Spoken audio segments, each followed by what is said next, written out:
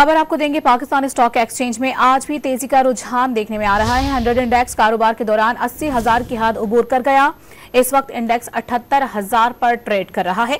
Stock brokers ने stock market में तेजी के रुझान की वजह विफाकी बजट और IMF के साथ मुज़ाकरात को करार दे दिया।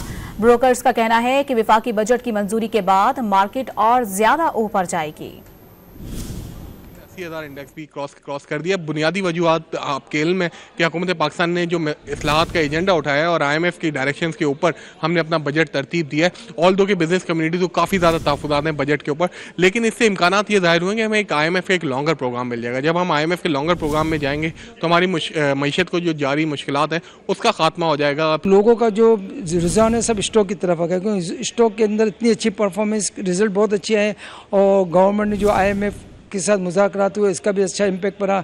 इसके अलावा मॉनेटरी पॉलिसी है, इसमें भी तकरीबन 1.50 का जो उन्होंने एक लेस किया हुआ है रेट ऑफ इंटरेस्ट भी, तो इसका भी इम्पैक्ट अच्छा पड़ा। फिर बजट भी इतना अच्छा है स्टॉक के लिए। जैसा आपने देखा आज मार्केट ने 80,000 क्रॉस किया और ये फुल टाइम हाई है और ये इंशाल्लाह जैसे आप देखेंगे बजट अप्रूवल के बाद देखेंगे कि आप इंशाल्लाह ये इससे भी ऊपर 2-3 हज़ार पॉइंट शायद आपको ऊपर ही मिले।